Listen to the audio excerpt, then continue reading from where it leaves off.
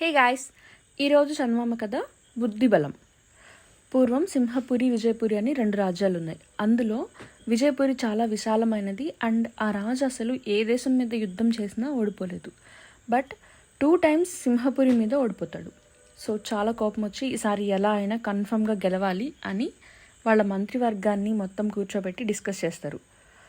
అప్పుడు మంత్రికి అనిపిస్తుంది ఎలా అయినా రాజుకి అర్థమయ్యేలాగా చెప్పాలి అని. అప్పుడు మంత్రిలా అంటాడు, రాజా అసలు సింహపురి ఎందుకు గెలుస్తుందో తెలుసుకుందాం, అప్పుడు మన యుద్ధ ప్రణాళిక స్టార్ట్ చేద్దామని. ఎవరినైనా పంపించి వాళ్ళ రాజ్యానికి చూసి రమ్మని చెప్దాం అనుకుంటారు. కాసేపు థింక్ చేసి ఇంకా ఎవరో ఎందుకులే, మనమే మారువేషాల్లో వెళ్ళి వాళ్ళ రాజ్యం ఎలా ఉందో చూద్దాం అని స్టార్ట్ అవుతారు. అప్పుడు సింహపురిని చూసి రాజు, మంత్రి షాక్ అవుతారు. బికాస్ ఆ రాజ్యం చిన్నదే అయినా అందరికీ సరిపడా వర్క్స్ ఉన్నాయి అండ్ మొత్తం రాజ్యం పాడి పంటలతో కలకల్లాడుతుంది.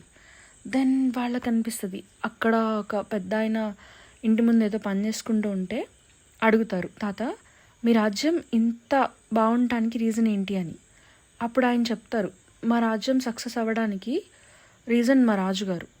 ఆయన ప్రణాళిక ప్రకారం మాకు పంటలు పండుతుంది అండ్ పక్కనే ఉన్న విజయపురి అనే రాజ్యం మొత్తానికి మా నుండి ఎక్స్పోర్ట్ అవుతుంది. సో అలా ఇన్కమ్ వస్తుంది అండ్ మా రాజ్యంలో ప్రతి యంగ్స్టర్కి యుద్ధం ఎలా చేయాలి తెలుసు, అది మా మ్యాండేటరీ ట్రైనింగ్ అని చెప్తారు. అప్పుడు అర్థమవుతుంది వాళ్ళ రాజ్యం ఎందుకంత స్ట్రాంగ్గా ఉంది అని. అప్పుడు రాజు ఇంకా మంత్రి, ఇప్పుడు మనం యుద్ధం గెలవటం కన్నా మన రాజ్యాన్ని బాగు చేసుకోవడం మంచిది, మన రాజ్యంలో ఎటు చూసినా బీడు భూములు, మన యువతకి సరైన ఉద్యోగాలు లేవు అని డిసైడ్ అయ్యి రిటర్న్ వెళ్ళిపోతారు. సో గాయ్స్, ఈ స్టోరీని బట్టి మనకి అర్థం చేసుకోవాల్సిన మోరల్ ఏంటంటే, గెలవడం అంటే పక్కన వాళ్ళని ఓడించడం కాదు, మనల్ని మనం గెలవటం అని. ఓకేనా? బాయ్.